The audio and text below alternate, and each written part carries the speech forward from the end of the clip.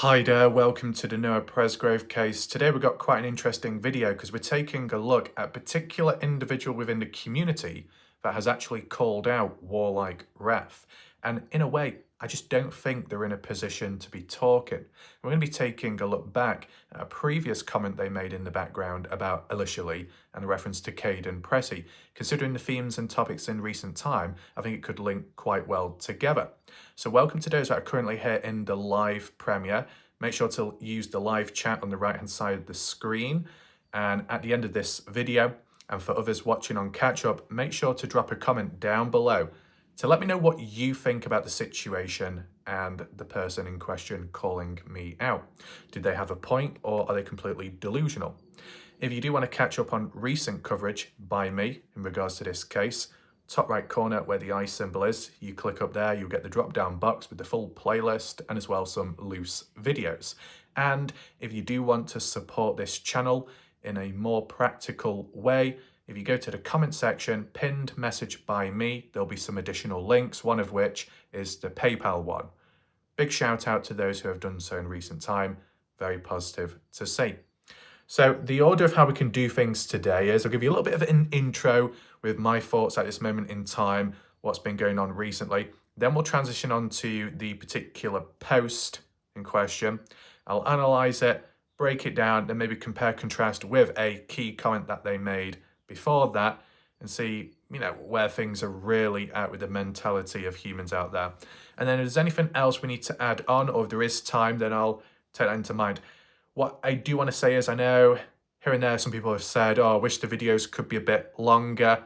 Then I responded back with making some longer ones, but I've got to be somewhat conscious of the time because it seems like, from what I've experienced recently and last night, which people weren't aware of, if I upload a video at least 1 hour, 30 minutes or more, YouTube punishes me.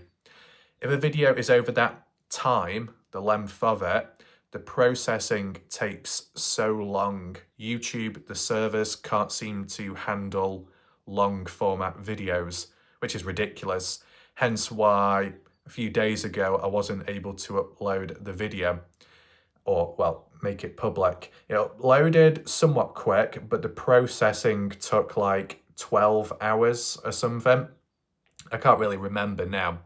But I do know that by the time it was ready, it would have been too late to even put it out there as for the schedule. And then as for last night, it was the same situation. I actually tried uploading multiple times in different qualities and it made no difference whatsoever. So I do have to be cautious of the timing of the videos.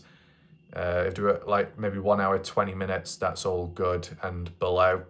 Of course, the longer the video, the more time people can discuss things in the live chat, and if the right people are around present, such as Caden Pressey or anyone else in between, key people of interest, it could go a long way. It gives people the chance to ask questions, receive answers almost immediately if people are willing to respond back. With it being live, it's in the moment, which is a lot better than the likes of other social media pages out there where you might say something, then you got to wait a few hours or a day or two for a response, right?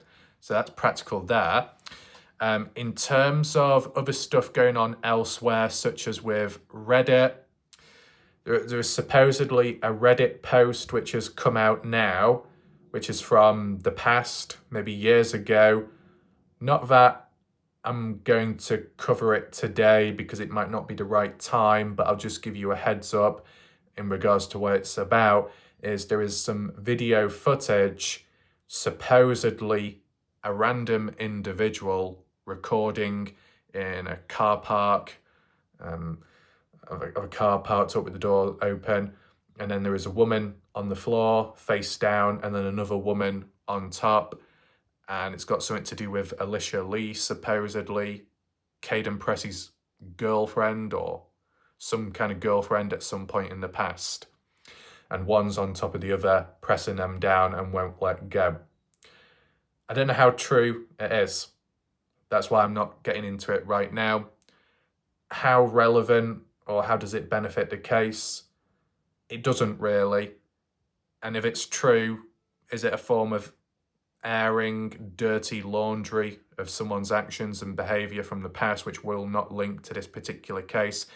I guess the counterpoint, what you could say, is to put it into perspective.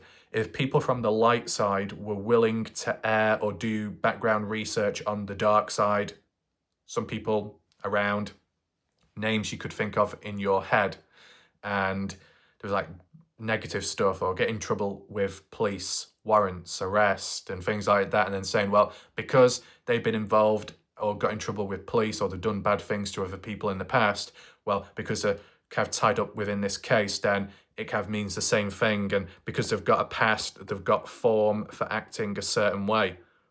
Well, if that's been done and it's supposedly acceptable in some people's eyes, what, the moment when other people do background research on people from the light side who are somewhat tied up within the case, that when negative stuff are mentioned about them, then other people get up in arms about it, but those same people are quite okay with the dark side having their past brought up. I think if you want that true balance, if you're going to bring up somebody's past for those on one side of the divide in the case and link it to this current case, then it should be allowed to do it the other way as well, vice versa.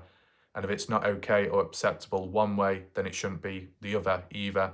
So it does show, once again, a little bit of double standards here and there. I think what some people are maybe trying to push or put across is, well, if it's true that Alicia's in that footage and Caden's girlfriend is as well, I saw the keyword of abandonment. Oh, Caden Presley abandoned girlfriend. Caden Presley did this, Caden Presley did that. What, is that going to be shade thrown towards Caden Presley in regards to abandoning Georgia at the party then? Because he wasn't in the same location as where she was at the time, hence why it caused a bit of concern from Alicia. Who knows? Other people may have been, I know there's been criticisms by other people which has been aimed towards Alicia as being controlling or taking over, being the mouthpiece for Caden Presley and doing all the talking, and when it comes to issuing out certain lines, it's her and not exactly Caden. That Caden's influenced by Alicia, even though Alicia wasn't at the party. But if they've supposedly got some kind of dark past or something going on back then, oh, that's why it will link with this case. Seems a little bit messy. Some people are a bit shocked that it's come out, or it's going to cause things to turn upside down and a lot of trouble that could come from it. Who knows what will happen? But I didn't want to include it in the title of this video or the clip itself, just because today I'm doing other stuff. I just wanted to give you a little layout as to what to expect if you was to search, find it yourself, with a bit of context and backstory. But it's also important, though, to highlight the double standards once again. And to be honest, we're probably going to see some double standards today as well, with what Pam has been referring to in regards to my name. So I think hopefully enough people are currently watching this live premiere right now, so we can transition in to some of the recent comments. Well, here we are. So this is one of the perspectives from one of the Facebook pages, whether it be the Justice page or the case discussion one or even the Army page, supposedly from Jan Fiorillo's post, and somewhere in the comments section, Pam Feldman Garrison has had to say this. If there needs to be any additional context, whether Pam responds back herself, where you can do so in the comment section down below. All I'm doing, I'm just working with what I've got and trying to interpret it in the moment. As a bit of a backstory, Pam Feldman Garrison was or may still be on the Sofa Sleuth page, was also, I think, on either the case discussion or the Army page too. And other people in the past said that Pam was a snake in the grass and cannot be trusted. I do remember that. Don't know if anyone else does. But let's just read the comment.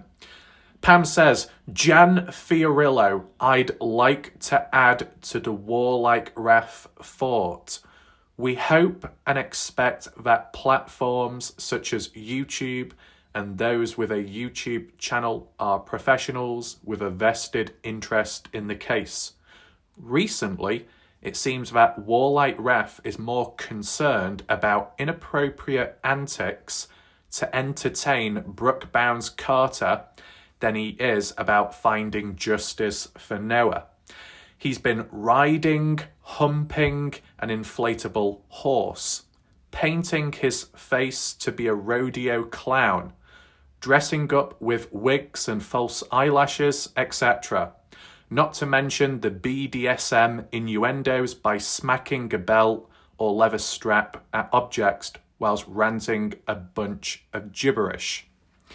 Well, it definitely seems like that Pam supposedly has been taking quite an interest in that type of stuff, especially BDSM. Interesting, because how else would this person know about all the specific details of what I get up to supposedly in my videos? I think you've got a lot of explaining to do, Pam. But besides that, these actions merely add to the mockery being made of Noah's case. It's abhorrent to report on Noah's case and then participate in such childish and inappropriate antics. He needs to either be a serious platform or a comedy platform.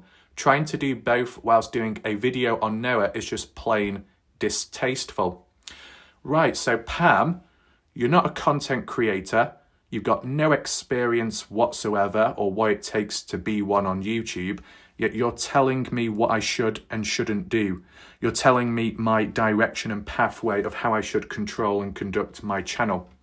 First of all, you're in no position to be talking about that. And in regards to what's mentioned up top, the way you bullet pointed to make it sound like that's all it's about when it comes to the case. Far from it. You look at the ratio of time spent on the case to the time spent being light-hearted to help other people in life and as a distraction too. It's more about Noah, less about the, if you want to call it dodgy stuff, but there was a clear balance at the end of the day and a split as to when one transitions from one thing to another, but clearly Pam just does not understand it. Let's move on, because it is quite a long one. Pam also says, WarLike Wrath also allows incessant bullying and the maligning of people's names. Not once have I seen him qualify his videos by saying, please keep the chat appropriate and refrain from intentionally trying to bully or make attacks at another person's character. A professional would do this. I'm all for getting attention for Noah's case, but not by a YouTube platform that allows bullying and simultaneously acts out weird and irrelevant fantasies. Oh, fantasies. A young man was found naked and deceased on the side of a road, and he's making money off his reporting, which is merely regurgitating comments from Facebook post and his chat. So Pam, you're starting to sound like another YouTube channel in which that's all you can come up with in regards to what I cover. There is a lot we need to go through shortly. What does the death of Noah have to do with riding, humping inflatable horses, whipping objects with leather straps and dressing in drag? Oh, okay. I've recently seen many comments alluding to Justin being creepy or perverted because he keeps asking what Avery Combs and Carter Combs know about, etc. How can you call Justin perverted in the comments of WarLike Wrath's videos, yet on the same platform cheer on WarLike Wrath's perceived perverted antics? Ah, so Pam is calling WarLike Wrath a pervert. Interesting.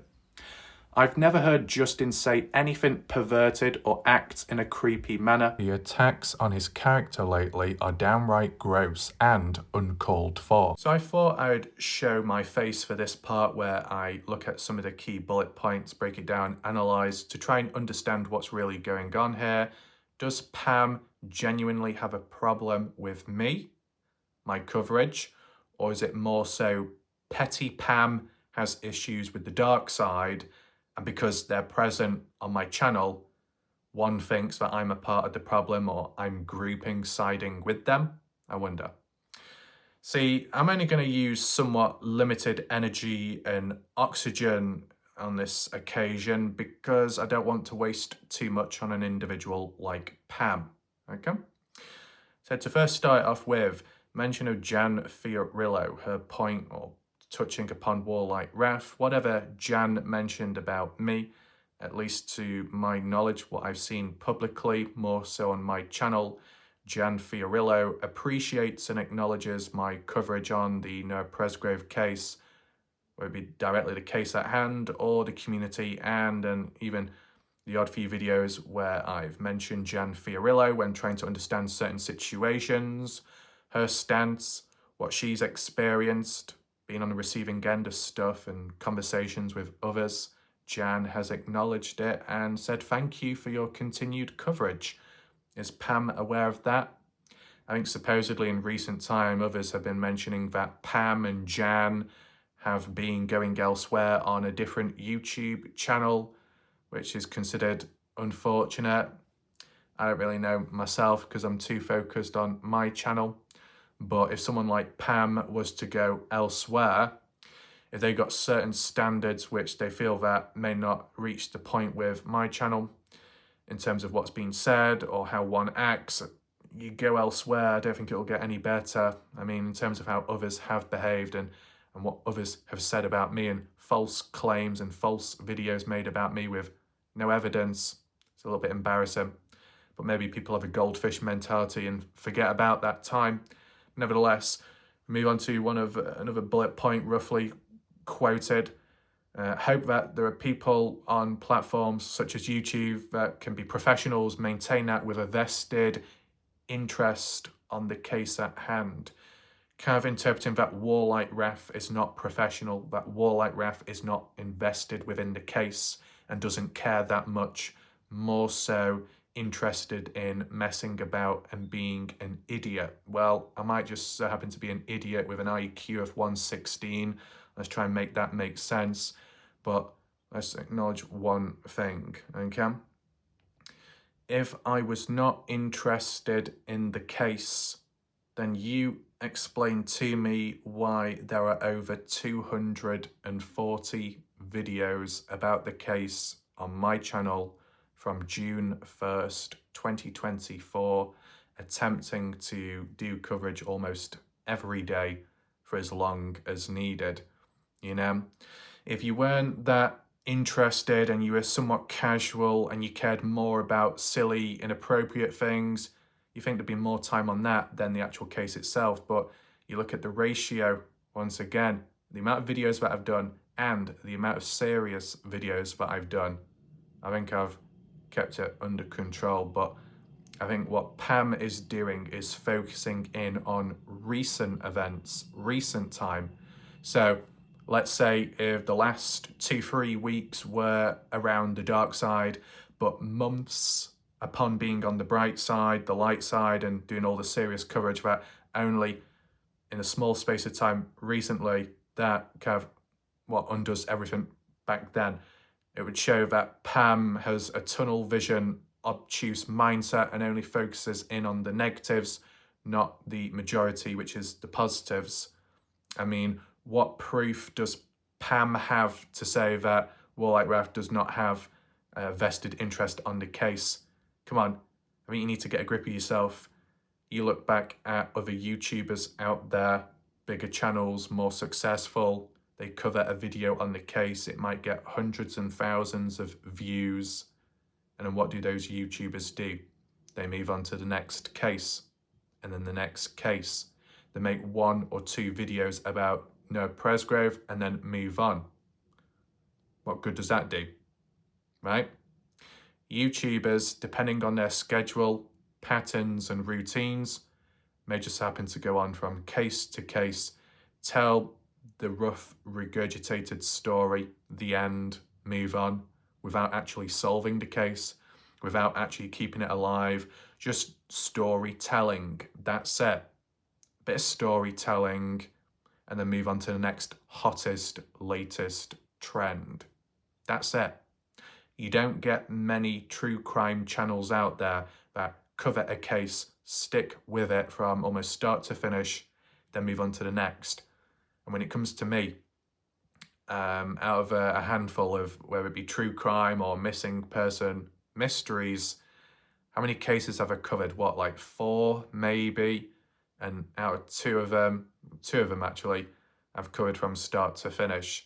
True crime case Dylan Rounds, 2022 to 2024. I covered it relentlessly, nearly 500 videos made on that case, right? That's quite a lot. There was some light-hearted moments because it was needed and it helped people a lot. And that can be referenced in this video today. Okay, so make sure you're listening, Pam. Covered that case from start to finish, under control. What happened back then, how I did my videos and my actions as well. In the end, it worked out. But the process of it is exactly what's happening in the Noah Presgrove one. Hence why I can make predictions. I understand patterns, behavioural patterns with humans, how they change, switch up, where they go to, what they do, say next, roughly speaking, and how it can end up in the future. Okay? That's what I do. And the more I cover, the more predictable it becomes. So when you're first dealing with it, it's the unknown, the uncertainty. Will it get better? Will the chat be healthy? Is there a dark patch and a cloud? Maybe. But then with time, learning, well, because it's a stamina war, not everybody has the same level of stamina, hence why they piss off. Hence why they may just get tired. And some just simply move on to a different case as a distraction to learn something new whilst waiting for more updates on the previous case. Different reasons to why people do different things and where they end up at, but still, because of that stamina, that darkness can fade away with time. For as long as you stay around covering the case, other people will get bored, move on, and sometimes it's for the right reasons. The same can happen here as well. Not that hard to understand, but if you've not experienced it yourself, then you're not going to know what happens next. But I've got a bit of an idea as to how things can come about. And whilst you can say this case is a bit messy, there's been attacks and it gets nasty, believe me, it does not compare to what happened in the Dylan Rounds case of 2022, right? Not so much with me, but other people had the workplace's bosses called up.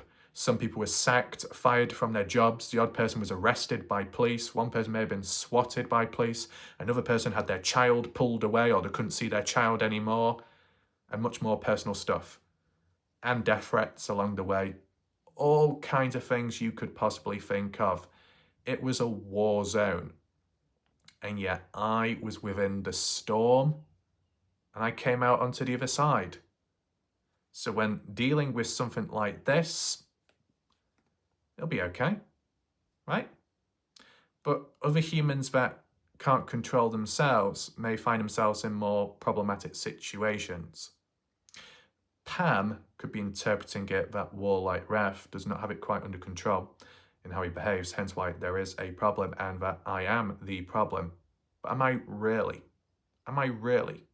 When the way other people have acted and what they have said about one another? Because in regards to Pam, well, we do have a screenshot of their behaviour and attitude towards others, which we'll get to later. But I still need to continue on with the bullet points here to make it very clear. The reality is, if WarLike Wrath wasn't professional, wasn't consistent, wasn't focused, didn't care about the case, yet it just doesn't make sense because I've got over 240 plus videos on the case, quite long videos, focused in, for the most part of it with a straight face and a monotone voice. Oh, and every once in a while when the pitch goes up or the accent changes, that makes me a naughty boy, really? Sounds like petty Pam is throwing the toys out the pram.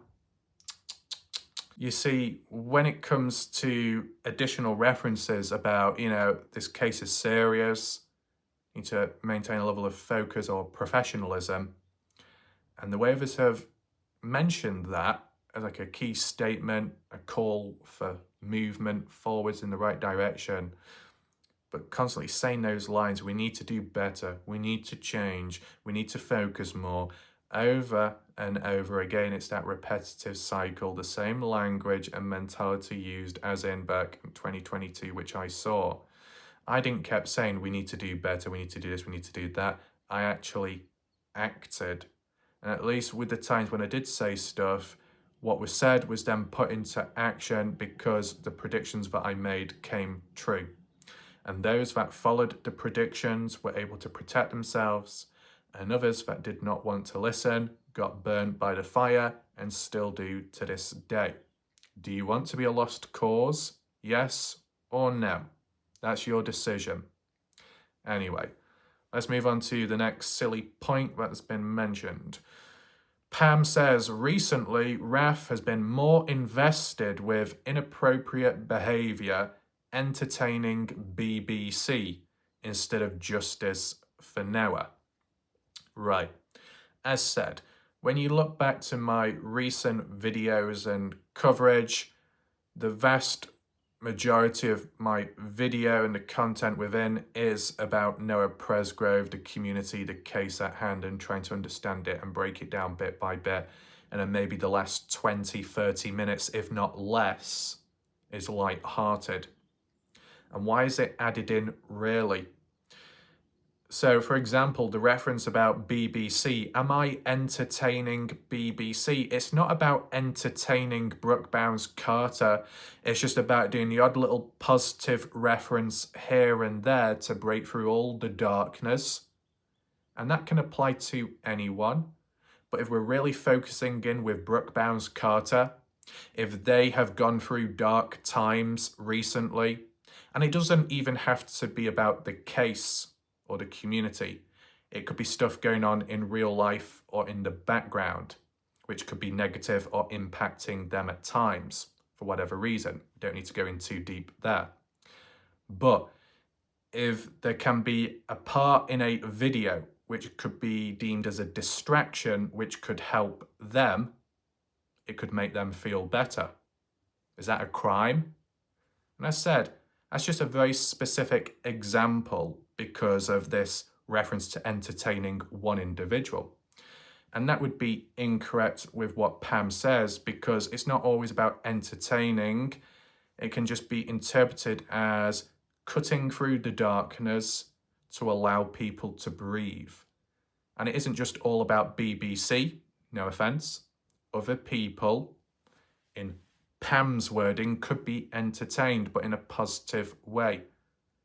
You know, you can focus on a case almost every day, or however many times you do it, but it can get a little bit wearing, a little bit tiring. We need a refresher every now and then. Break the monotonous cycle up. Break it up a little bit, almost like a rest period, and then it can improve energy levels, it can improve concentration levels, it can improve hunger, and then you can move forwards. So then the next time you make a video on the case or whatnot, there might be a better retention, attention rate, and even for myself when focusing in. Because it's like with doing weights. At a time when I was doing weights, I would watch funny videos, which would seem like a complete contrast to a serious activity that I'm doing. But it worked for me. It gave me energy. It gave me a way to focus even more. So by applying that to this, it can be done. It has been done. And it's not just recent. That's the mistake what Pam makes. And this is where it starts making me think that Pam has a bit of an agenda with me or the current times because of who is associated, or at least who watches my videos on my channel recently. See, in the past, I would have done other light-hearted videos and moments. Kind of like before the dark side came in force, I remember I was looking at Warwick and I went on ground level when looking about in regards to the Sunday morning breakfast Ken Pressy, Noah, Jack and all those lot attended at a gas station in Warwick. And I was trying to find a place and I was locking in, I was focusing. And then for a short period of time, did it a little bit light-hearted, where I saw on the road there was a bloody truck, looked like it was on fire, made a reference to that. I went inside one of the gas stations or restaurants to look inside, look at the menu, the food, a little bit lighthearted, break down the darkness, let people breathe, laugh for a little bit, and then focus back in. Harmless, no damage done. Did anyone have a problem with it then? No. Was the dark side present then? No.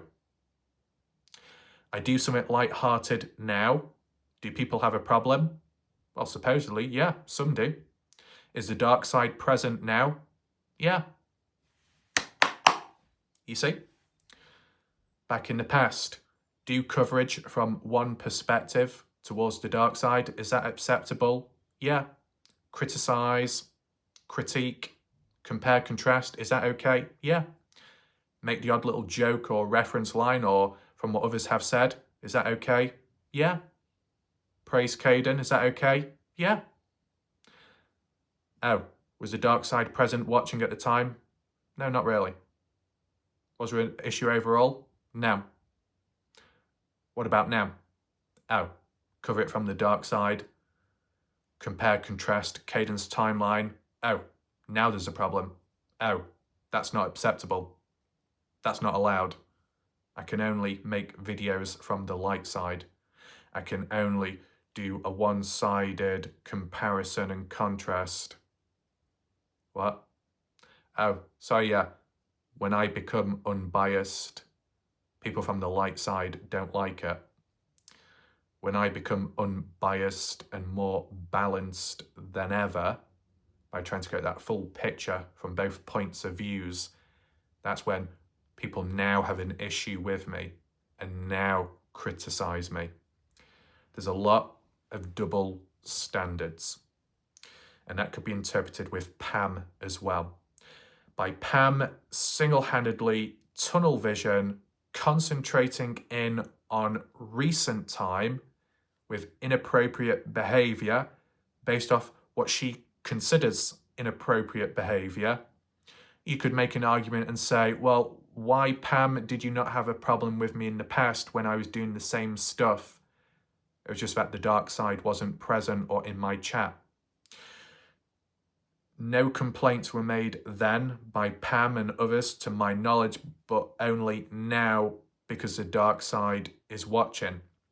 So it seems like Pam has more of a problem with the dark side than with me. That's how it seems to be. The way people switch on and switch off at times, what's deemed acceptable here isn't there, but what's there at an earlier time is okay, but then, yeah. It's very silly, this, to be honest, but that's the way humans are.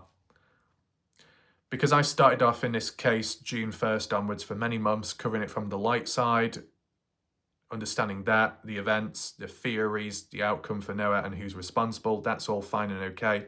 But then the moment I transition onto the other perspective and cover it from that side to learn there, that's when people turn on me. Interesting. And certain themes of inappropriate behaviour, which is done now, is a bad thing, but when it was done then, it wasn't. So there's got to be a third-party factor, and that is, it comes across, it can be interpreted that Pam has more of a problem with BBC rather than with me. There we go. So I'm not really the problem here, but Pam is taking it out on me instead. Yeah. As well, one thing that does need to be acknowledged, and we can actually mention that with the next point. So Pam gave an example or a few in regards to what I've been doing recently to entertain BBC, and that has been riding, humping horses, and painting my face. Okay. So the context behind some of that is, in recent time, certain individuals have shown support to the channel.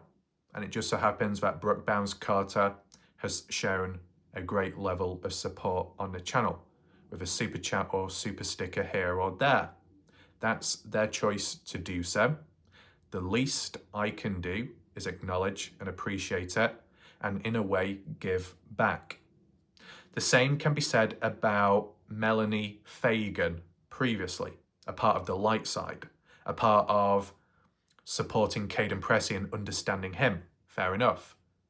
Whilst I have not criticised but questioned Caden Pressey's timeline, someone like Melanie Fagan understands where I'm coming from. She might not agree with it, but she still respects it. That's what makes them a good person. And as I said, if there was more of her in this case community, it would be much better off. But there's only one Melanie Fagan around, and you probably wouldn't be able to replace her either. With her support in recent time, for example, that custom cat emoji, in terms of the aura and name of the emoji, rebranded or rephrased to Mel for Melanie as a way of giving back or saying thank you. It's not that deep, but Pam is going deeper than what's really needed. So when it comes to riding a horse or painting my face, that was at a time of when support was shown on my channel, such as by BBC or maybe Beauty Gurumo in some way. So it's just giving back. But it's not just exclusively to them. It can still benefit other people positively if you're talking psychologically within the subconscious mind. It leaves a lasting impression in a positive way. It re-energizes people. It's pretty simple. Instead of just being looking at a blank screen or a still image or Google Earth satellite imagery, yes, it can be interesting, it can be deep, but a little time out once in a while. Just a little break it up a little bit, then it brings back to that hunger and appetite for, right, now I'm ready, let's continue on. Just like when you do an exercise, you keep going at it, you do need a break or you need like a rest in between your sets. Breathe, slow, rehydrate, do whatever you need to do, and then go back at it and your performance will do better. If you don't stop and you just keep going on and on and on, your performance can decline and it's not practical. So the same can apply here, but obviously Pam just doesn't understand. Clearly not. And to be honest, the reference about the horse, how that came about, because it just so happened that BBC was mentioning horses, or it came into conversation at one point, rodeo horses, and it just so happened that I've got one, so it could be used as a prop.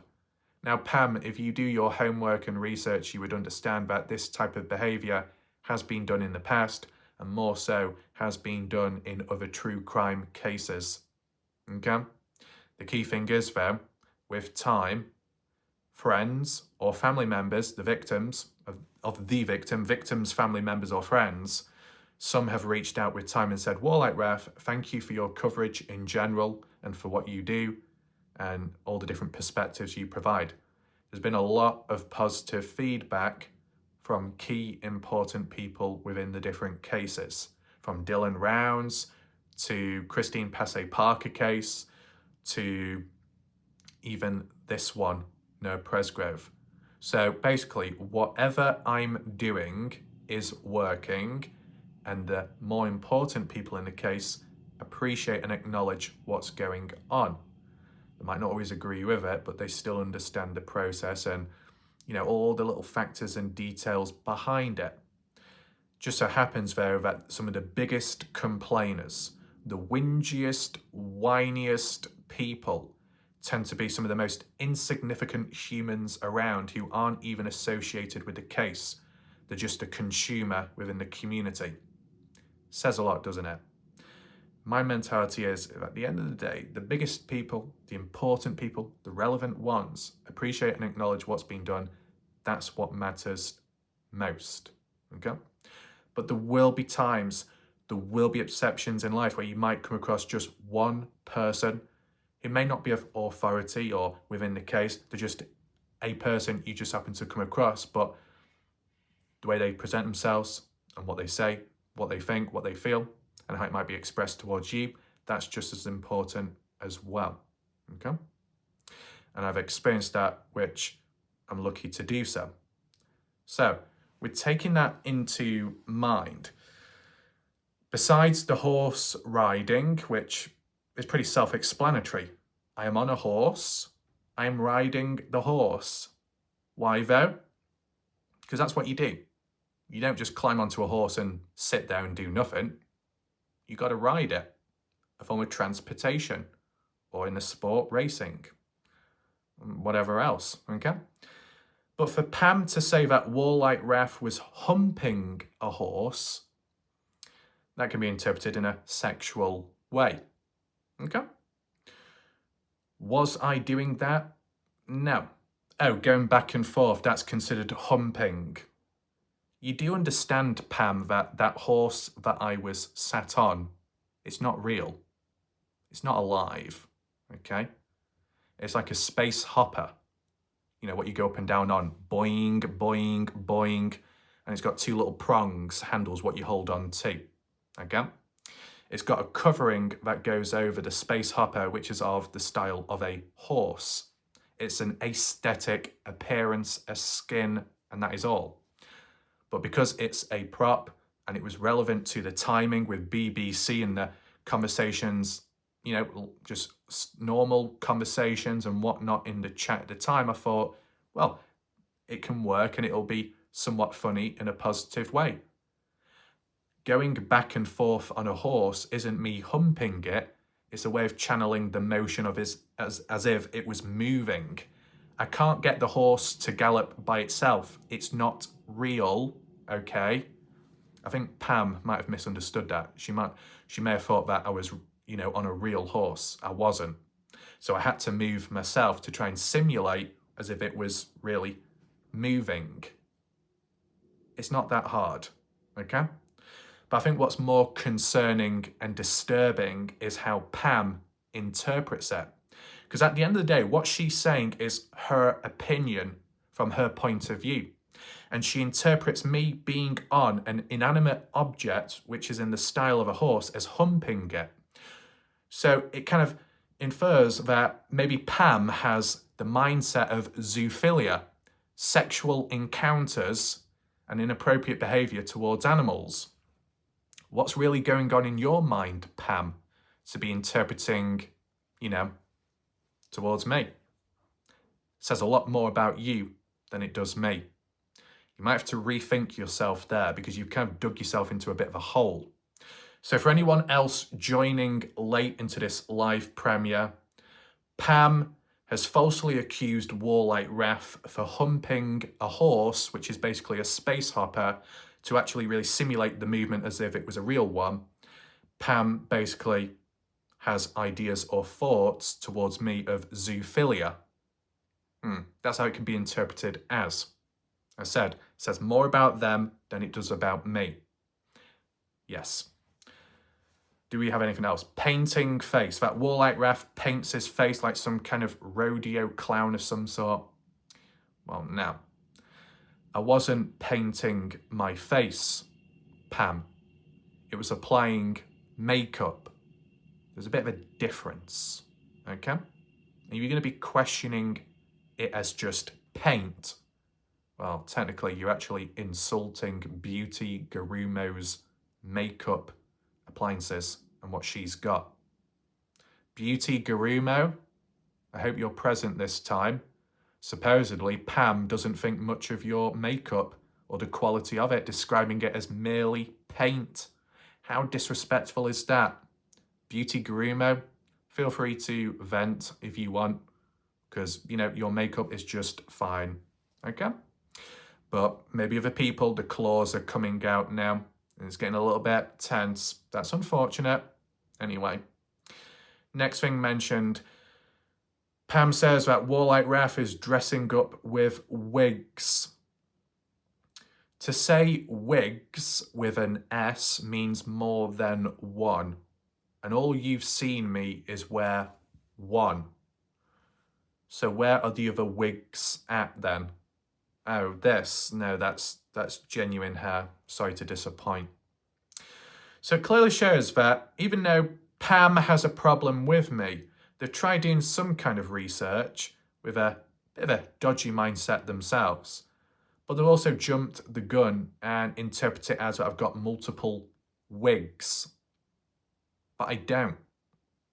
And the other thing is that wig is not really a wig. It's actually a mask, which if you watched the full length of my video, which you clearly failed to do, Pam, you'd understand. It's actually like a Halloween mask, which is some kind of like fake hair. And it's not even really hair. It's like straw or rope attached to it. I rotate it the other way around. Yes, it could be interpreted as a wig, but that's not what the actual object is. It's a mask. Just like how that horse isn't a real one. No. It's a space hopper, an inanimate object. So clearly, Pam fails to identify what object is which. You're not doing too well, Pam. Failing bit by bit. I'm really disappointed in you. And we're only halfway through this. Well, we're not even really halfway through it. But let's just move on. Pam also says that WarLike Wrath wearing false eyelashes. Are you being serious? Now, I did make a reference in one of my videos saying, oh yeah, Brooke Bounce Carter is paying me off with false eyelashes. Obviously joking around, but maybe some people took it more serious. So Pam actually thinks that I've been wearing false eyelashes in my videos. Really? Is this person being serious? Now, I take it as a compliment because my eyelashes are natural. Okay? And now some people in the past said, do I wear lipsticks because my lips are so luscious, red and juicy? That's other people's interpretation. My lips are natural. My eyelashes are natural. My hair is natural. My body and muscle is natural, even though other people have falsely accused me of taking steroids back in 2022. I take that as a compliment. It just comes across that humans simply cannot comprehend the presence and appearance of myself, that they may lack it themselves and are a little bit jealous. Are people jealous of my eyelashes? Oh well, it is what it is. Now we could look very close. I mean, the way I say it, do you know what? Can I actually like focus in just a little bit, okay? These are my eyelashes, okay? They are not fake. Do you want me to pull on them as well? No, because it'll probably be interpreted in a dodgy way. These are my eyes, okay? This is my eyelashes. Sorry if anyone feels uncomfortable, but blame Pam for questioning fake eyelashes. These are real, okay? I don't know how well they look. They just look normal, okay? At least to my knowledge. God, my eyes gone all dry now. Let me just focus back on, and there we go. Wow. Next thing mentioned by Pam is that WarLike Wrath has been doing BDSM and slapping objects whilst talking gibberish. Again, it depends how far you want to date it back to, because if you really want that type of stuff, you just need to go to a different playlist, or better still, just type in on YouTube 50 Shades of Wrath. Self-explanatory, right? In this case, this is what's interpreted as bad. But there's a different purpose behind it. That at times, humans needed to be healed physically. Other people could laugh at that and say, what are you doing?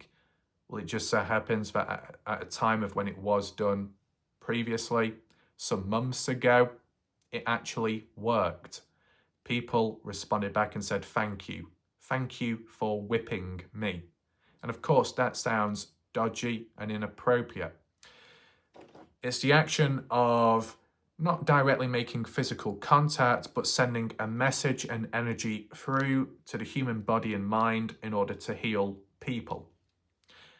People responded to me and said that it worked. I didn't say that it's 100% guaranteed, but people said it worked, it helped them. That's a positive. I was able to take away people's physical and sometimes psychological pain, or at least reduce it a little bit. And then there was a rough patch. in which you had the likes of Amy, Tuesday, Horzempa, that got a bit petty with me and turned on me, or developed a bit of a distaste afterwards through previous indirect stuff. Mention of Stephanie Bacon as well and their mindset. See, it's a very unfortunate situation because with me being a male, in today's world, it makes me a bad person by default, okay? When you get the Me Too movement bandwagon, it actually makes a mockery and F's up true victims out there who have their own individual experiences. You know, the act of speak up, shout out, but false claims made. So then it creates a negative picture of other females out there that are genuinely experiencing problems. Just like how when you get males that cannot control themselves and might get physical on a female in the dark, outside in public, but then other innocent males who do no wrong, now the picture's painted on them too. So because of people of your own gender that mess up, it has a knock-on effect of you as well. And, you know, other people mess it up. Kind of like the classroom situation where if one person acts bad, the teacher will punish everybody else who's innocent too, to set an example in some way. But, you know, innocent people suffer at the end of the day. How does that link to my healing video? Well, clearly, because some people that said that they wanted to be healed, and there was proof and evidence of it at the time, I want to be healed. Ooh, whipping? Oh, yes, please. That sounds very exciting. I wasn't the one that was getting excited. Other people were. Other people wanted to be healed. Other people needed to be healed. And I made it very clear the guidelines regarding it. Oh. So when it was done, when the job was done, when they said thank you, when they were healed, and then after that, when things crumbled or broke down elsewhere, then it's, nope, I never said you could do this. I never said you could do that. Actually, what you did was disgusting and creepy and weird. We're playing that card, that behaviour, as said. Whilst I've not said much or many words in here, I know exactly what's going on with certain people's behaviour and how, oh, it's okay then, perfectly, but no, now it's not. It reminds me of an example in the past in, 2021 or 2020 to 2021, where a YouTuber said, hey, you can use my material, formal agreement, it's all fine, all good, you do what you need to do, appreciate that, vice versa. Oh, and then because of some kind of disagreement or their behaviour changing in the future, it's like, no, I never said you could use this, never said you could use that, I'm going to file copyright complaints all over the place on you. You're changing up real quick now. This behaviour, the way people switch and change, just like that, always got to be careful. Just like this case and community of Noah Presgrove itself, instability of it, okay? The way people can instantly switch and turn up on others when misinformation comes out about someone, or in the early stages of where a certain side is shown or revealed of another person in a negative way. And all the others that are around that one person end up moving away, disassociating very quickly, without even giving them a time or chance to explain themselves or talk. Shows how unstable things are. And, you know, there'll be lines along the way where other humans will say, you know, well, it's because no one's your friend online, no one's this, no one's that, you always got to be cautious. At the end of the day, if you're going to have that mentality of everything means nothing, nothing means nothing, well then, why are you even here? Why are you even commenting in the first place? Why are you even interacting with one another then? If you don't trust people, then you don't trust people. If everything's unstable, then no point being around it, okay? Not everybody follows through with their words. They'll say one thing but do the other. So it's a little bit pathetic. I would say from my own individual experience, as unstable as things are with time, I've come across, and I can say with absolute, I've said it in the past, but I'll say it once again, with absolute ironclad confidence, every atom within me, I have come across, not many, but some, one very good individual, and some of it loose people along the way, but more so the odd person, much better than anyone I've come across in real life. And that is a fact from experience, comparisons back and forth. Okay? So, yeah, different experiences for different people. With different experiences, there comes different perceptions and points of views, and there can be opinions, but there can be very poor ones at times. And that's the way it's heading with Pam and her comments made about me, right? So to straight up call it BDSM and slapping objects, I'm not slapping, I am whipping. There is a difference in the terminology.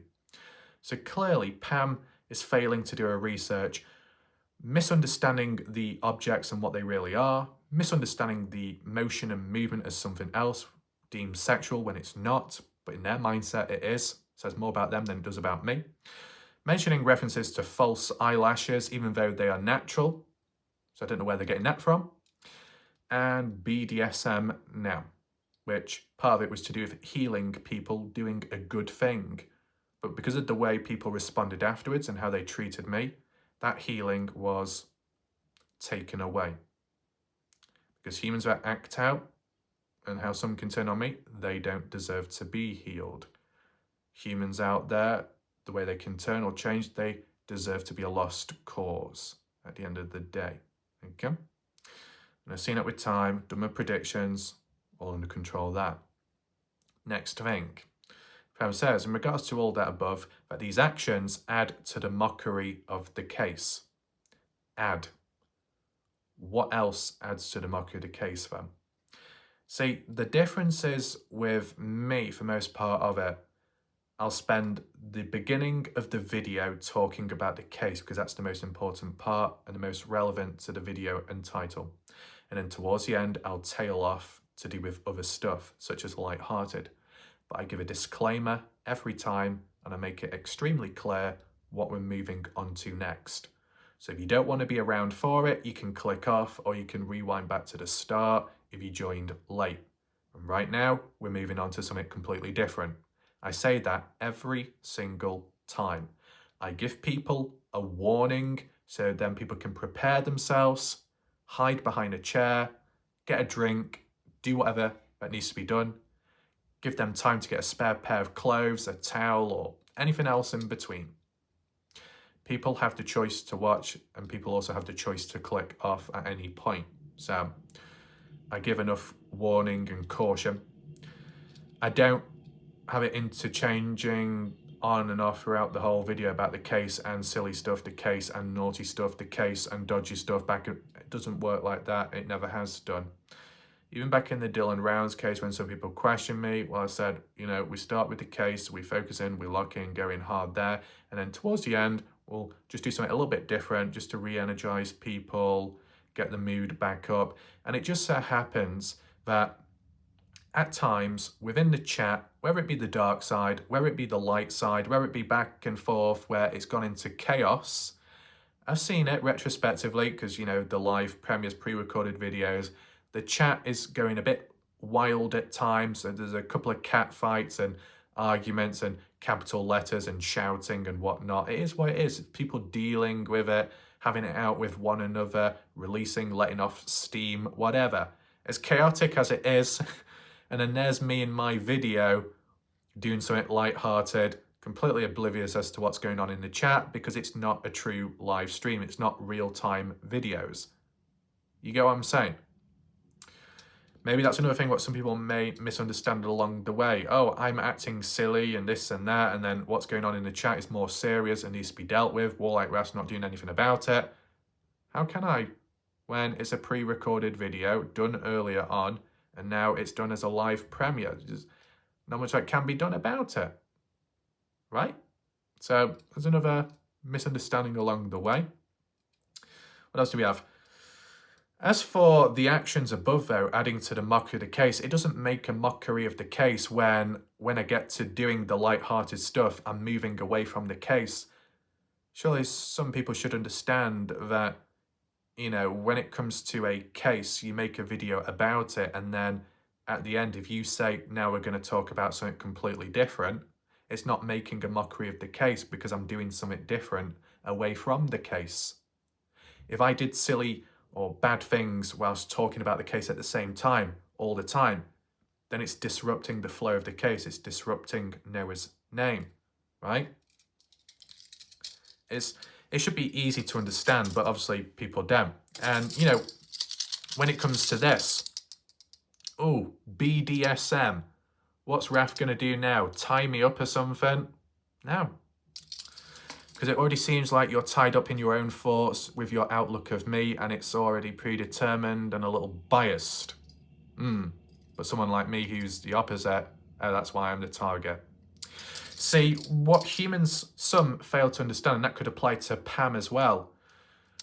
What's the first thing that comes to your mind when you see these? Oh, you've got a corrupted mindset. Have you never thought that these can symbolize something else? A microcosm with the case. This being a form of abstract art, right? When these shackles and chains are wrapped around you, okay, what does it represent? What does it feel like? Oh, it represents people being turned on. Why? What is there to be turned on about? Okay? I'm giving you a live art demonstration right now, so hopefully lost minds and lost souls can actually understand what's really going on here, okay? So make sure you're listening in, Pam. I know you don't want to be here, but you need to look, listen, and learn once in a while. What this represents is being trapped, unable to move, unable to think, unable to breathe. You may be a prisoner within your own mind or the environment that you're in, digitally speaking. You don't know where to go. You don't know who to look up to. You don't know how to break free. You just are completely hopeless. And that's how some people feel within this case, and maybe more so the community. And if you are being attacked or questioned or harassed and you might not have people around you, that can be difficult as well. If you can find a factor, an element, or an area in the case or a location to go to where you can be a bit more free, you can, open up a bit more. And then once you can breathe once again, or for the first time ever, you might be able to think more clearly and feel things you've never felt before, okay? That is what this can represent, and when holding them in general. But Pam doesn't see it that way, because Pam already has like predetermined thoughts and outlooks on what it really is. But this is BDSM. No, it's not. It's about being chained down, locked down. That can be people within the community. It can be people within the case. It's pretty simple. It can be physically in real life. It could be socially online. Dealing with harassment, dealing with threats, whether that be from Caden Pressey, being harassed, threatened, gaslighted, feeling trapped, forced into submission, but still trying to keep afloat without drowning, whilst people around may try and drag him under. And other negative influences may be around him, and he's doing the best he can to get on with stuff, and as well maybe communicate within a case. Okay? Being chained down in a way. And maybe other people in a case that want to move on, but constantly being brought back into the mix, into conversation. Someone like JJ Bumpaz, who may have not attended the party, who may not have anything to do with the case, but his name dragged on in, dragged through the mud to an extent by a coven of people that maybe from the light side who now have an issue with me in some way, says a lot, doesn't it? That when you're not a part of the case, but you're still dragged in, and your name and reputation is dragged through it, and you just want to move on, but you can't because you're constantly anchored down by petty behaviour of other people with what they refer to.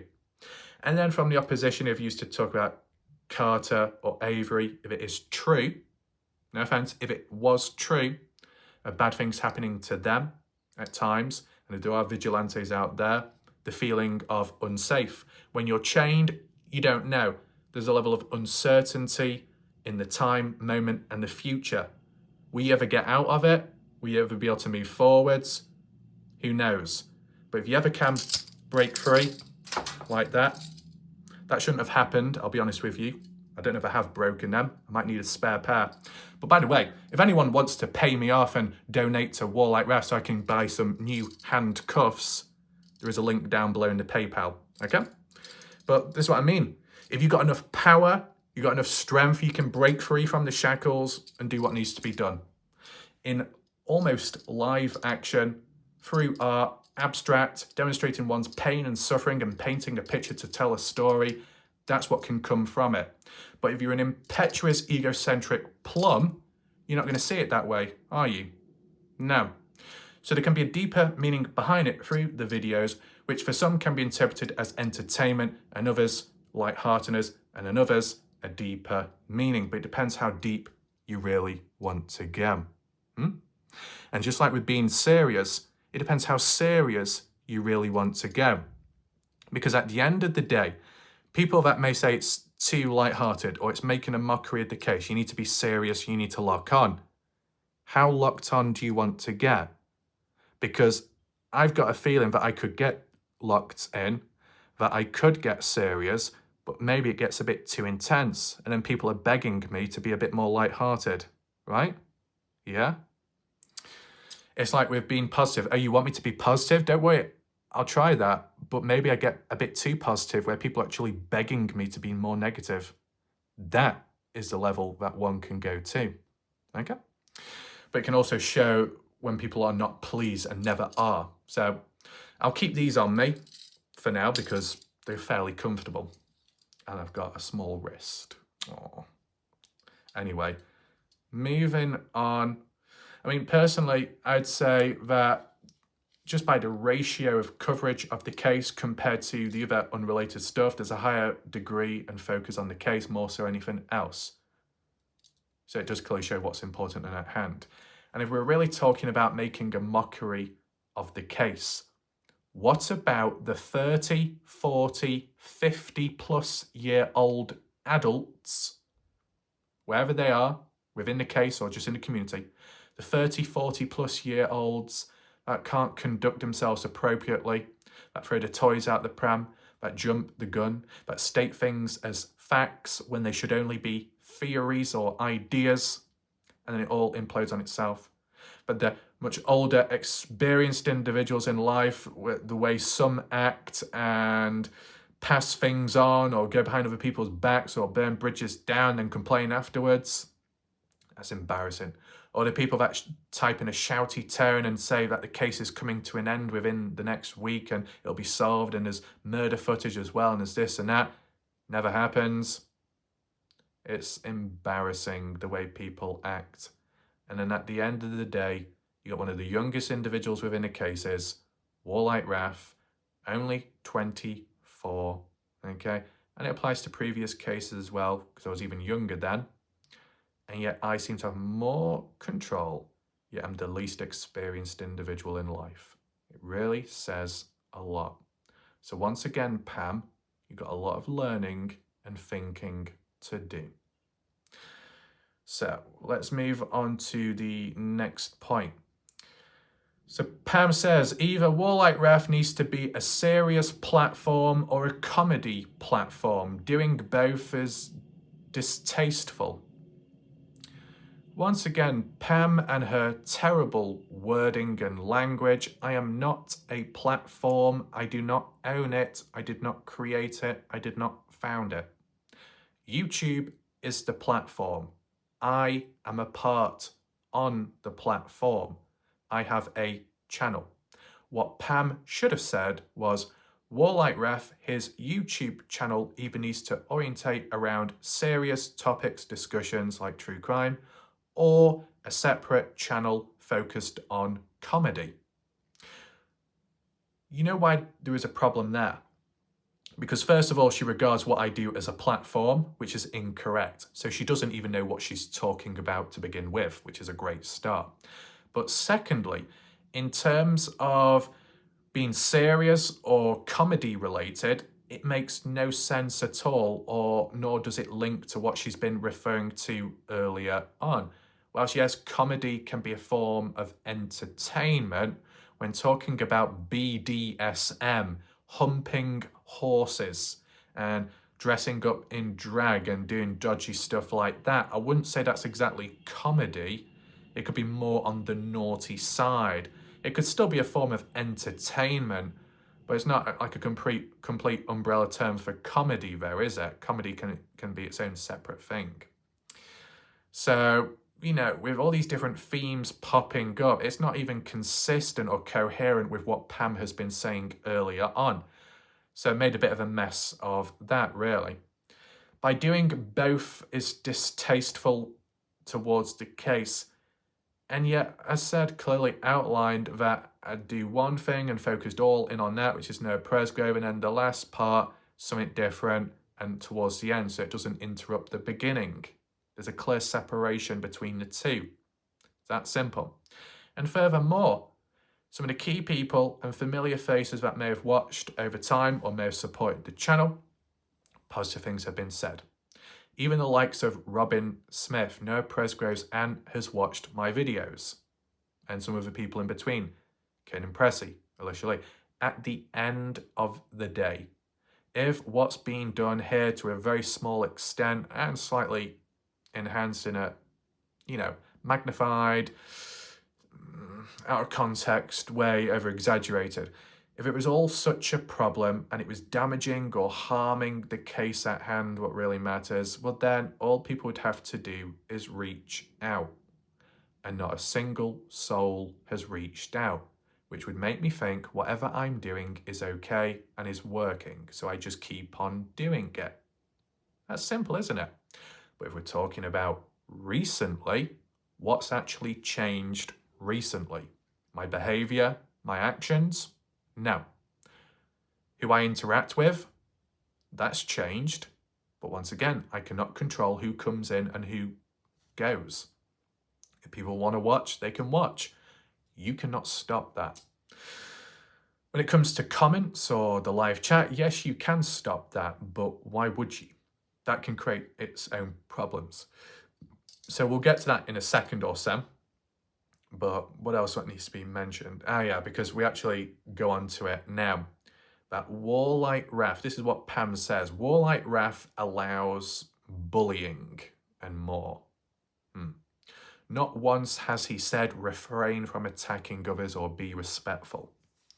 Well, once again, Pam has failed to do her homework and research, because at some points here and there, not often, there've been times in the past where I've been talking about someone or a certain theme or a certain channel, and I said, within reason, don't be going over the top, don't be using this in the wrong way, act responsibly.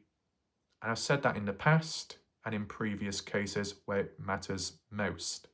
Pam has failed to watch those videos and moments where I've said what I've said. So that's unfortunate, not much I can do about that. Basically, when Pam words it as WarLike Wrath allows bullying, what that basically means is WarLike Wrath allows freedom of speech. That's what it is at the end of the day. With freedom of speech, people can say whatever they want. And hopefully it's in the mindset that individuals will be able to control themselves and do it appropriately. And maybe in recent time, not quite been that way. But what do I do about it? I block people. I delete comments. You can see what problems that would cause. You could see how bridges would be burnt down, and you could see how any future material or evidence within the case could be cut short, and they don't want to associate with the channel anymore. So it means no more material or evidence in this case to work with, meaning it dries up, meaning you might miss out on a very important opportunity, right? People don't think long term like how I think. So if I did what was said or suggested, we'll definitely be worse off in the future. I'm not going to allow that. Oh, so because I do that, I'll be considered allowing bullying in the moment. But you know what I do allow is freedom of speech. I allow people to respond back to possible bullying. I allow people to respond back to defend themselves, right? So I allow that balance with the negatives of maybe false claims, hurtful stuff being said about someone. there are positives too, in which it allows people on the receiving end to speak the truth or set the record straight. How hard is that? If I block or silence or delete all the negative comments, whether they're true or more so false, it will only cause the people to come back under a different account and maybe go in harder and maybe a bit more darker. You just can't stop it. And I think what people need to understand is, I've been on the receiving end within this case where things have been said about me, dark stuff, bad stuff, false labels, false claims. As I said earlier on in this video, and the labels and whatnot, and then all the stuff in the past, the 29 deep fake AI videos done of me in an insulting way, and I had to put up with it elsewhere. Impersonation accounts of me in the past created. Honestly, there are some very ignorant people within the Noah Presgrove community, maybe some that come from the Facebook pages, that have no idea and no clue what I've experienced and what I've had to put up with. And yet look at me, I am still here. And through all of that back then and up to now, I've allowed comments, and even the people that have attacked me on my own channel, I've allowed the comments for most part of it. If some have gone with time, that'll probably because comments have been reported for the right reasons. And once again, people have the opportunity to report comments if it's misinformation, if it's hurtful, harmful, bullying towards them. You can report comments and messages onto YouTube. So you can have freedom of speech, you can have that openness, but you can also, defend yourself too in response. And you can also still, report comments and report channels and within the right reasons and then go from there. I've had to put up with it myself. Why should it be something like, I've had to put up with shit all this time, but now I've got to cater for others who, turn into a bit of a wet wipe or an SJW. Just need to get a little bit of a grip. Of course, bullying is bad and certain words, lines said, can be damaging and harmful towards people. But I've been on the receiving end of it as well. I've had to put up with it. I've had to move forwards and defend myself. And as long as you have a way to defend yourself or respond, that's what matters most. Blocking or censoring isn't the be-all and end-all, and it won't fix it all. Being able to defend yourself is good enough. See, to some extent, in the past when bad, serious things happen, and then I was able to defend myself and do it within the time period, it was understood, it was resolved, and most people knew. If I just blocked or silenced people, for some it could come across as a signal to say, oh, looks like we've touched a nerve, looks like we were right. And then it can intensify it and actually intrigue people to push a bit further and prod more and say more false stuff, which isn't true. So you've got to go about it and handle it the right way, because if you don't, it'll lead to future problems. And I know with a great level of certainty that if I made changes now or adjustments, it would not benefit the case, it would not help my channel out, and it'll cause future issues. And other people that are a bit slow or behind that end up catching up will realise that and think, oh yeah, maybe we shouldn't have advised Ref to do this or that. So yeah, Pam is trying to use emotional manipulative words to basically say that because WarLike Wrath allows freedom of speech, it basically means WarLike Wrath is allowing bullying. I'm not creating the bullying, nor can I control who comes in or who comes out of my channel or chat. But it seems like we've got a bit of a one-sided nature, because even if there is darkness bullying the light side, what about all the times in the past when the light side was on my channel, from Facebook and anywhere else, and there was different people here and there making jokes, references and insults towards Brooke Bounds-Carter, towards Jack Newton, towards JJ Bumpass. It was light-hearted, it was kind of harmless, the odd insult, ha ha ha, that's all fine and nice. See, you know what the interesting thing is, to my knowledge? That when Bullying was allowed by the light side back then towards the dark side, and that was acceptable. I didn't see the dark side telling me what I can and can't do or what I should be doing. They kept to themselves. They put up with the shit, okay? See, I can only word it from my perspective, okay? Because it might have been a cat fight back and forth with others. But being realistic, okay? And I am being very realistic now. Could it cause problems? Who knows? We'll find out. But there would have been times in the past where I may have not quite criticised, but questioned, right? And been cautious and sceptical towards Brooke Bounds Carter or Stevie Howard and others from the dark side. Did I ever question Robbie Taylor? I don't know. Did I ever question Tim Daniel? Well, if it's the same name that I can remember, I may have misunderstood it at the time, was when the whole Vanessa situation was kicking off and those posts online, and I was trying to establish a bit of balance whilst defending the odd person there. That's unfortunate. Apologies to Tim Daniel in regards to that. But what I'm getting at is, at a time back then when I may have been critical or questioning people from the dark side, oh, the light side appreciated it and approved of it. It was okay. And if I did make the odd slight little edit of someone's name or adjusted it slightly in a light-hearted way, and I'll give you an example right now because I mentioned it then, but not now. So just to be honest, like BBC, Brooke Bounds Carter, there might have been a time in the past where I said broke back Carter as a bit of lightheartedness.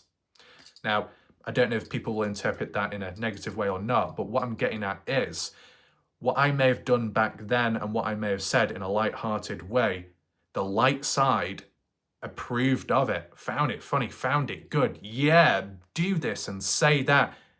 And then they themselves, of the light side, would have pushed it more with certain jokes, but more so insults towards the dark side, meaning to some extent the likes of Brooke Bounds Carter, maybe Robbie Taylor in some ways, and other people in between had to put up with a lot of shit, yet they never once came at me or attacked me or told me what I can and can't do.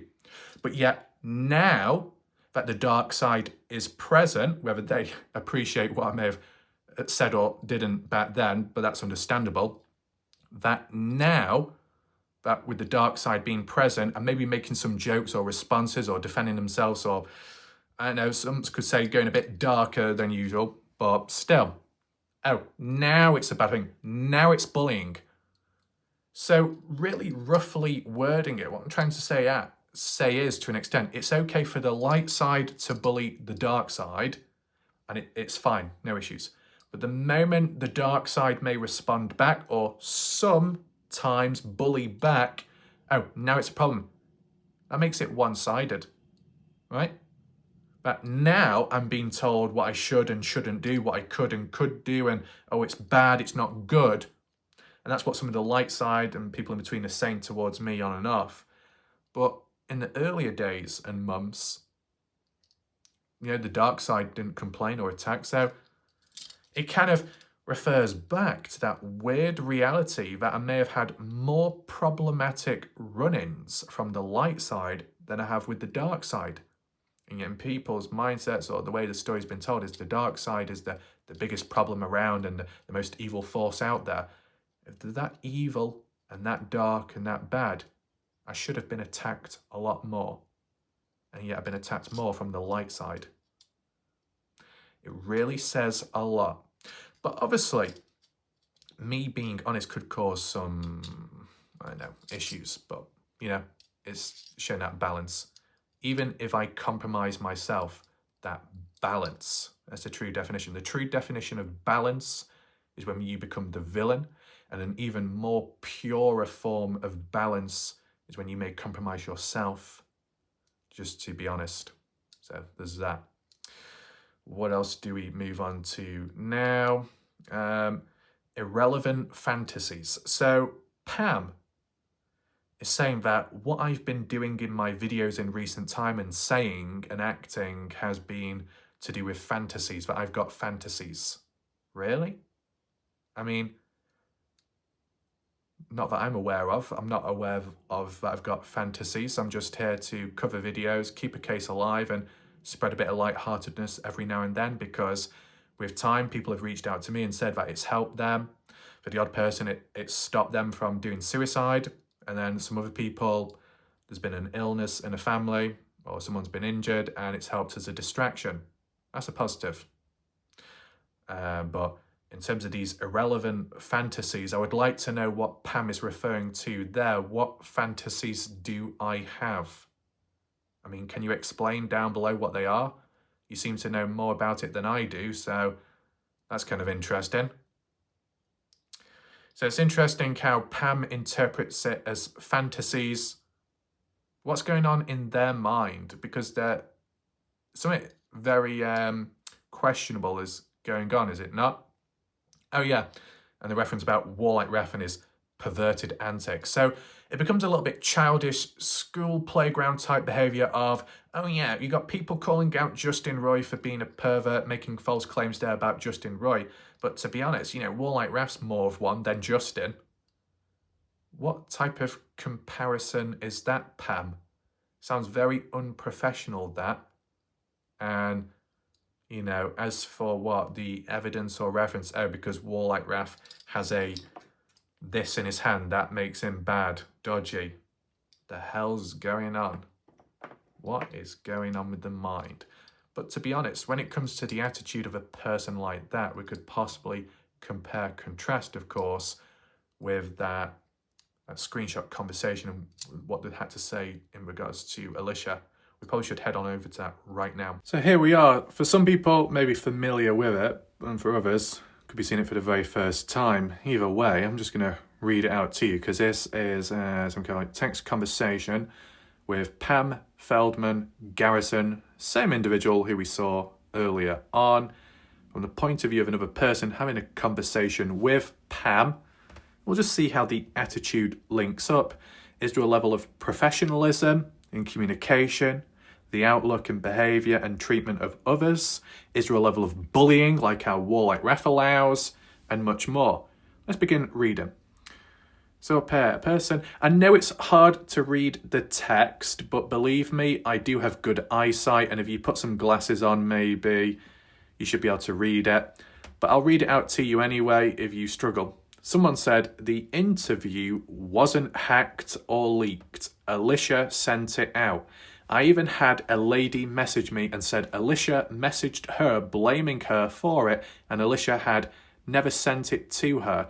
Alicia came back and told her she found it's who had forwarded the interview on.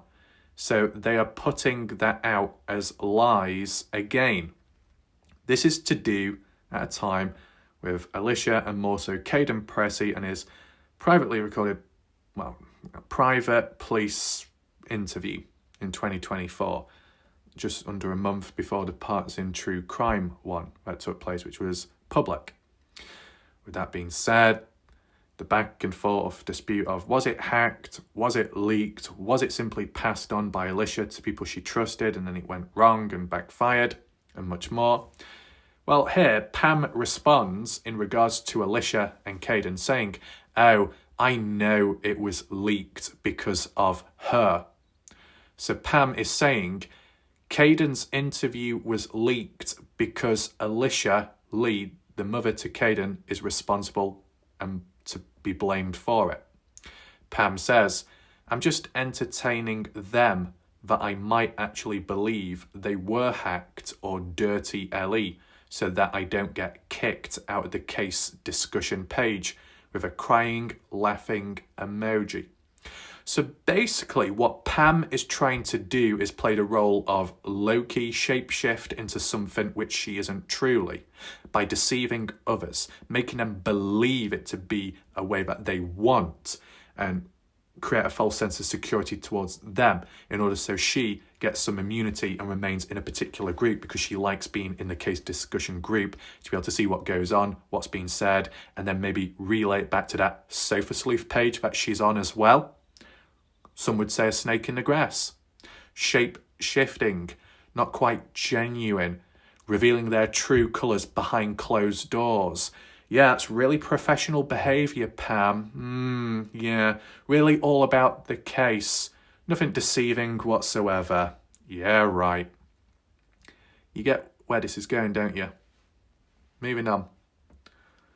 And then down here, Pam says, we could fuck that lying bitch up 10 different ways to Sunday by laying everything we collectively have out there.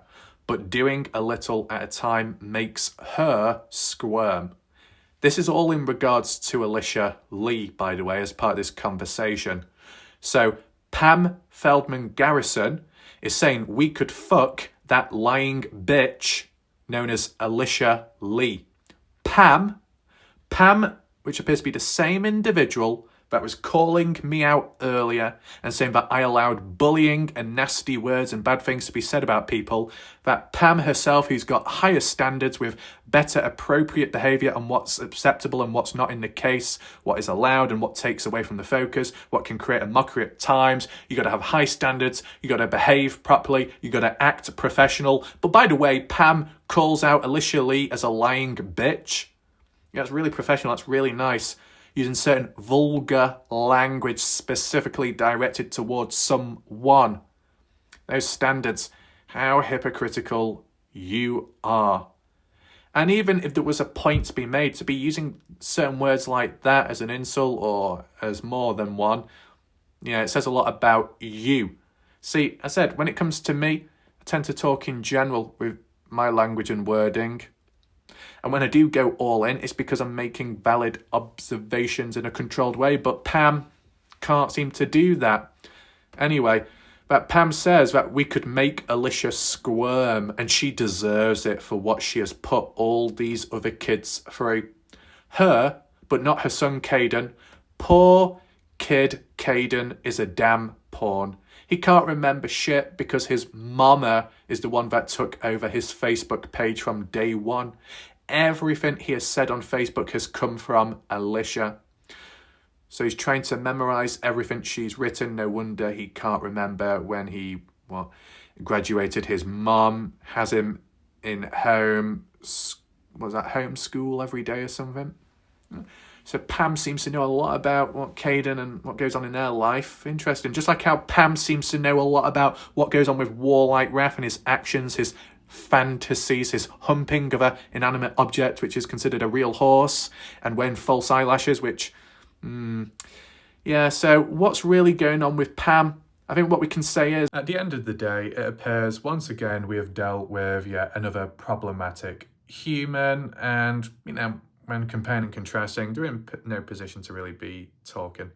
So it is what it is, but just wanted to defend myself, put things into perspective, and as for the next video, we focus back in with some of the timelines and trying to understand what's really going on when there's different ones for different people and whatnot. And I bring back the map analysis as well with the original bullet points to reiterate the importance of it, because, to be honest, there's been so much to get through in this case. I've not really been as repetitive as I have been back in the Dylan Brown's case, which is a positive to say that there's a lot more to work with this time than there was then. But also equally it has its own issues, a lot more to remember too. As for certain people's resistance with time, all WarLike Wrath does is this or that. It's just very one-sided tunnel vision, pathetic, piss-poor mentality, peasant-like mindsets to have, where they completely neglect, don't even bother acknowledging the fact that I have my own original videos, that I am the only one to actually recreate, deconstruct, do a reenactment of what could have happened in certain moments and times, when there's no evidence to work with or you haven't got the public footage to see. I recreate it so it gives you an idea of what it could have looked like, and it's been very helpful towards some people with what they've said. I don't see anyone else doing that. I don't see anyone else doing the map analysis, what I do, and that applies to the cases as well. So it shows very original, and humans just do not want to acknowledge that. Humans always like saying the easy way out and saying, oh, all WarLike Wrath is just doing is this and that. A lot more is going on. But, you know, the same type of humans, same type of mindsets were in the Dylan Rounds case, saying the same thing. And yet, you know, as for hard evidence, you look back to my other videos, quite a few outside of the box ideas and different styles and coverage, right?